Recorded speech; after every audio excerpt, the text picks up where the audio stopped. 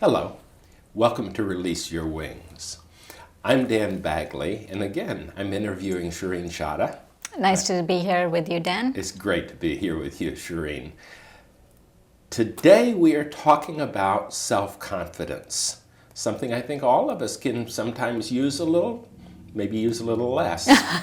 Right. So let's talk about it. First of all, what are the issues with self-confidence in your perception today?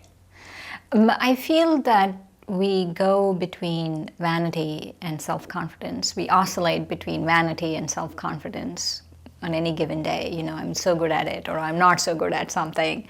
And I feel that more than anything, that to have confidence in yourself, that you have to be able to sit in a middle space.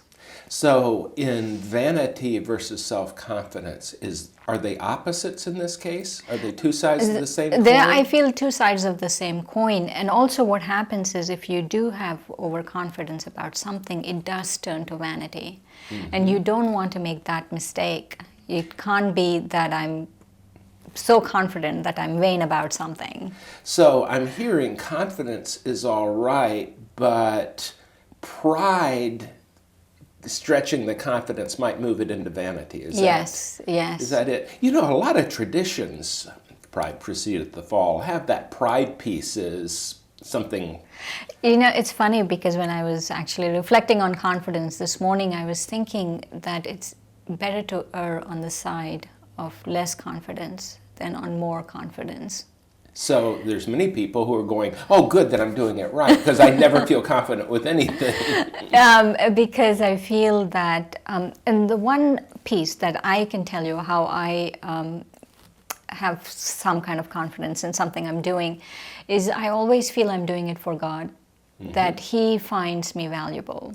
And if He finds me valuable and I'm doing it for God, then that gives me that confidence. And also it gives me a certain kind of humility too, that it's not mine. So confidence with humility might be the ultimate sweet spot. Yes. Confidence with pride, we've carried it too far. Yes. Now, and that's a spiritual context. Now, a lot of people are saying, no, I got to get up in front of a class and give a talk, and my voice shakes, and I don't have confidence in myself to do that. Do you see a difference in that? Yes, actually I do. It's interesting because the one sure way that we lose confidence is because we're not letting go.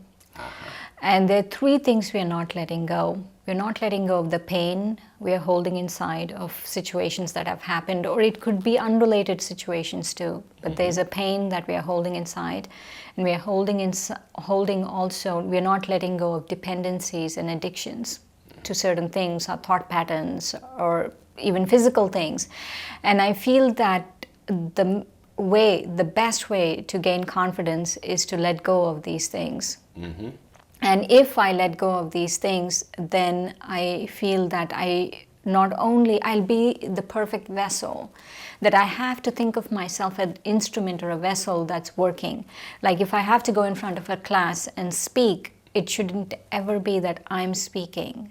That I'm speaking on behalf of God, or I'm speaking on behalf of a higher power, or I'm speaking on behalf of something higher than myself. And I feel that gives a lot of confidence too. So let me bring it back down to earth even farther, since most people are not high in the BK tradition here. What if we're presenting something to our boss at work? It doesn't matter. It's still we are speaking on behalf of God. It's still within that context. It's still within that. Whatever I'm doing, I feel I can make it. I mean, I did work, and some of the things I had to present had no bearing or relationship to spirituality, but I felt that I was speaking on behalf of God. And I feel it's like this. There are a couple of things about doing also. If I feel I've done something before, I have more confidence in it. Right.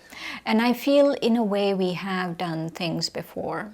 And that's why there is this sense of I've done something before. Let's say even speaking in front of class, right? I've done something before. And there's certain things, maybe not in this lifetime, in previous lifetimes I've done. And so I have to have that faith. You know, just like when a little child, right? I don't remember when I was 2 years old, but my parents show me this picture and says, that's you when you were 2. And I'm thinking, oh, I was wearing a pretty dress and I looked cute and all of those things. I don't know it was me, but my parents gave me that photo and said, that's you. Right. And so I have faith because someone told me that's me. In the same way, I think we have to have that faith that I've done this before. And also the faith that God as a parent or a higher power, as someone who's taking care of me, is there for me while I'm doing this presentation. And so it's really important, for me, it's a very important aspect about having God as a presence, whatever you're doing, to have confidence in doing it. So one thing I would do an overlay back, because I have the left brain side of this, is we can take what we are doing professionally or whatever very seriously without taking ourselves seriously. So part of the unattachedness is being able to laugh if we make a mistake. Right, right. And especially to be really, it's interesting you should bring that up, because whatever I do, the one thing that is going to give me confidence is I have to be detached from the outcome, the result of what's going to happen. Yeah. So if I'm detached from the outcome and the result of what's going to happen, then it doesn't matter if I mess up. Exactly, exactly. And if people laugh at you, they cannot laugh at you if you laugh with them. Then they won't laugh at you, they'll laugh with you in those contexts. Now I bring that up because in my years of being a professor, how many times have I heard students get all scared and nervous before getting in front of a class? But I think that the attachment to pain, of being, as you're saying, of being embarrassed at some point, attachment to looking good. Right. And that looking good is not particularly looking good from the authentic self. It is looking good from the mirror, the image that we paint on in the morning. Right. That here I am, this successful person, this successful guy that never makes a mistake. That's hard to defend sometimes. Yeah, it is. It's interesting because we all have specialities. We all have qualities that are wonderful. But the confidence is lack of confidence is because I don't have faith in my own specialities. And I have to have faith in my specialities, and I have to see them as a detached observer. I have to see them for what they are, not give them more than they are or less than they are. I have to be able to see them for what they are, and I really feel if I look at them with the lens of how God would look at it, then that would also give me confidence. On the confidence, in most things, we need the confidence combined with some level of practice skill. I love the old story of a fellow who was, an old man was asked, do you know how to play the fiddle? And he says, I don't know, I've never tried. So that confidence is, I might be able to, but if we don't yet have a skill that we're trying to project or try, then maybe the confidence isn't in that we can do it correctly the first time, but we can learn to do it correctly. Right. And yes, so learning is a really important aspect of it, being a student at any time. I am evolving into a better professional than I was yesterday. Right. I'm a better fill in the blank, mother, father, sister, brother, child of God today than I was yesterday. Right. I'm learning to do it better. Right. The other aspect I've noticed is giving in some form really instills confidence in people. It's funny you should say that, because yesterday we're still dealing with the death of my father-in-law and the estate and things like that. And my wife was I came home and she was down. And a little while later, an hour or two later, I come back in the room. And she's saying, oh, my husband's back. He's great talking with you. I'll talk to you later. And I said, oh, who is that? And she said, oh, it's my cousin who has cancer. And I was feeling so down, I knew I had to do something good for someone to pick myself up. And I said, who would I enjoy helping today? Who would I enjoy just sharing my love and how much I appreciate them. She said, I knew the key to my self-pity was to break out and do something. And that's what I hear you saying. Reach out and make somebody else happy. Right. I feel like long-term giving like that Yes. really gives us confidence in anything we are doing. It's interesting how it doesn't seem related, but it is in a way related. Well, it's related on levels I think that most of us don't think about. That if we are all connected in the eyes of God, all the children of, then we can't help someone else without helping ourselves. Right, right. And we right. can't give someone else the benefit of the doubt without giving ourselves the benefit Right. of the doubt. Right. You know, another thing that really sabotages us with confidence is we think too much. So, for example, if I have to go speak in front of a class, if I'm overanalyzing and thinking too much of what I'm going to say, you know, how is it going to come, you know, what are people going to think of me, it's just too many thoughts. And the antidote to that would, of course, be to make your mind peaceful and to make your mind pure. And I feel that waste thoughts, that, you know, thoughts that just too many thoughts about random things like that really bring us down.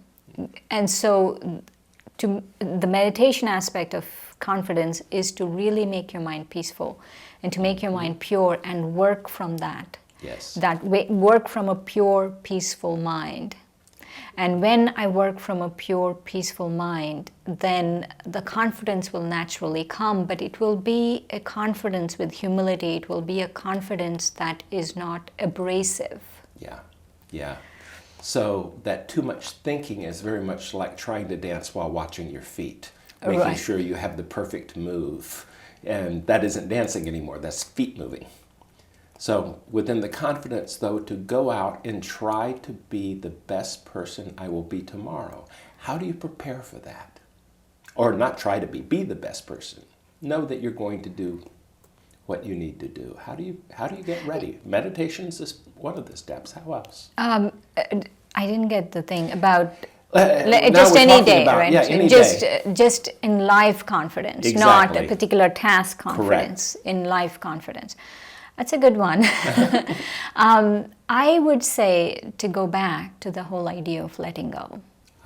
Letting go is a very, very important piece of confidence. And if I am not confident, then I have to really look at what I'm holding on to. That's good. There's a very subtle holding on to certain things. And also, lack of confidence, whatever people say, dependencies and addictions, however wonderful they might feel when you're doing it, they really come with a very high price. Right. And so I have to be able to see the price I'm paying for my addictions and dependencies and really get rid of them. Absolutely. And if we're not addicted, too attached, too dependent on something, then if it happens in the time frame we had in mind, that's nice. If it doesn't happen in the time frame, that's nice. We're not attached to time frames. You know, it's interesting because I always watch myself and say, how easily can I let go of something? It could be anything. It could be my morning cup of coffee, though I don't drink coffee. I'm just giving you an Of example. course it's easy to let go of that. Yes, because I don't drink it. You know, chocolate. Yeah. I do chocolate. And so how easy can I stop doing chocolate? Right. So I know where I am as a confident person in life if I know that nothing is too close to me that I can't really let it go. And so I'm able to be that detached from outcomes. I'm able to not be dependent. I'm able to really stay in that very pure place if I'm gracefully able to exit anything in my life. The exit in my life shouldn't be I'm struggling and it's awful, but I'm able to gracefully exit something in my life. And with practice, based in the meditation, maybe letting go is just the easiest thing of all, once we have the confidence that we can. Thank you, Shireen. Thank you, Dan. I hope some of these thoughts have helped you. Goodbye.